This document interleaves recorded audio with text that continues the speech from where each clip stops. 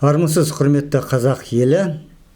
Бүгінгі тақырып Бестұрынғұл даласында ұлы бес әулиенің 6 арыс 6 алашқа бата бергенін айтатын боламыз. Бүгінгі тақырып осы. Қазақ қахан дүниеден озып, арада 251 жыл өткен соң, сәуірдің 21 жұлдызында сақ тайпаларын игі жақсылары бірігіп, ұлы бес әулие, олар Дулығалы ата, Әулие ата, Қоңыр ата, Ұзын ата және Жылаған ата, және де 6 алаш. Олар Арғын, Керей, Уақ, Найман, Қыпшақ пен Қоңырат. Осылар бірігіп, қазіргі Бестұрынғұл даласындағы жерге жиналып, бастарын қосады екен. Осы жерде бес әулие 6 алашқа бата беріп, таңба үлестіреді. Айналаға жиналған халық ордарынан тұрып, ұлы бес әулиеге құрмет көрсетеді. Бес әулиенің алдындағы тұғырға балақ бауымен қыран бүркіт қондырылады. Айналада тылсым тыныштық орнайды. Олар ең алдымен 6 алаштың үлкені Арғынды тұрғызып, орманда көп әулеттің үлкенісің, сен енді мына қыранның басы мен көзі боласың депті. Найманды шақырып алып, сен бала қыран бүркіттің құйрығысың депті. Уақты тұрғызып, қастарын алып, басынан сипап, сен бүркіттің сол қанатысың. Қоңыратты ортаға шығарып, сен бүркіттің 10 қанатысы депті. Одан кейін Қыпшақты орнынан көтеріп, мына қыранның сен қос шелгелісің. Керейді қастарына шақырып алып, қыран бүркітті мензеп, кәні қыран бүркітті ұшыр депті. Керей бүркітті байлауынан босатып, ұшырып еркінге жібергенде, қанатын қомдап, көкке қалықтаған қыранға қарап, ақсақалдар, көрдің бе депті. Көрдім депті Керей.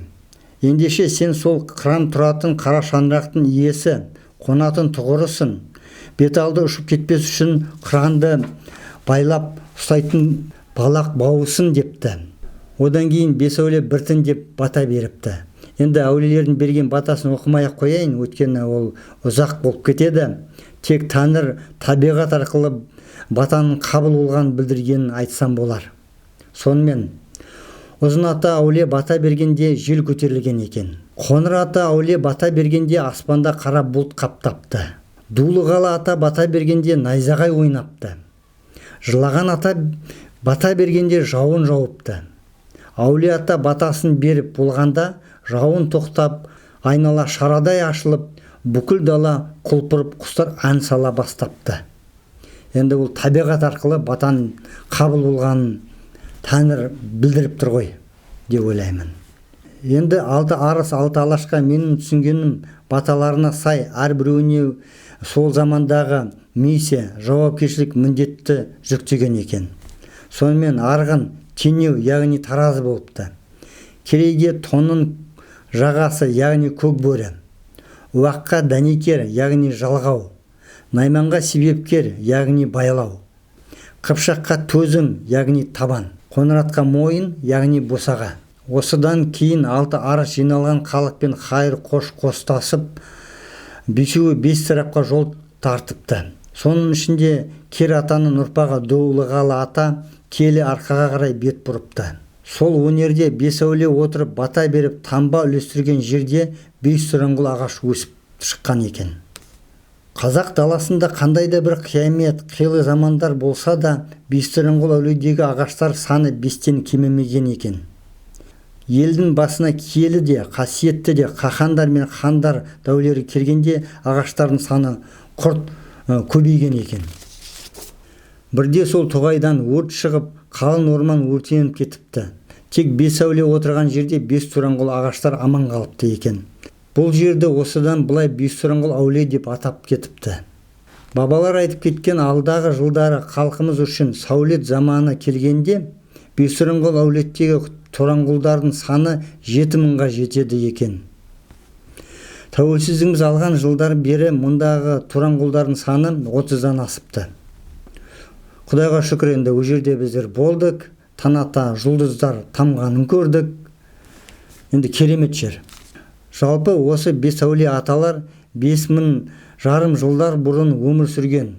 Бесеуі бес арна деп бұл жерде қазақ қаханнан тараған бес ұлы әулиелерді ұлы бабаларымыз аша құрметтеп, бұларға бес бұрышты киелі таңба оюға түсіріп, қазіргі өзіміз көріп жүрген бес жұлдызбен өрнектеген екен. Енді бәрімізге белгілі, Совет үкіметі де сол жұлдыз таңбасын қолданған. Қазірде де басқа елдер қолданып жүр. Бірақ көпшілік бұл бес бұрышты жұлдыз таңба қайдан шыққанын, түп төркінін, нені білдіретінін де білмейді. Алтауына құт қонсын дегені бұл жерде алты алаштан тарағандарға өсиеті. Алтау араз болса ауыздағы кетеді. Төртеуі түгел болса төбедегі келеді. Яғни алты алаштан тарағандар бірліктерін мықты болса, төрт құбылан түгел болады, деп ұлы бабаларымыз өсиетін ұшақ ауыз сөзге сыйдырып кеткен екен. Бұл бес әулие Мұхаммед алейхиссалам пайғамбарымыздан 7 дәуір бұрын өмір сүрген екен. Бұл әулиелер мыңдаған жылдардан кейін жер бетіне ислам дінін келетін болжап айтып кеткен. Сондықтан ұлы бабаларымыз әуелі қазығұртқа иман түскен, мыңдаған жылдардан кейін Мекке Мединеге Құран түскен деп киелі насихаттар қалдырыпты. Келесі де Құдай қаласа алты алаш жұрты неге үшке бөлінгенін айтатын боламыз. Бүгінге осымен аяқтаймын. Каналыма тіркелуіңізді ұмытпаңыз. Ұнаса таратыңыз. Келесі кездескенше аман сау болыңыздар.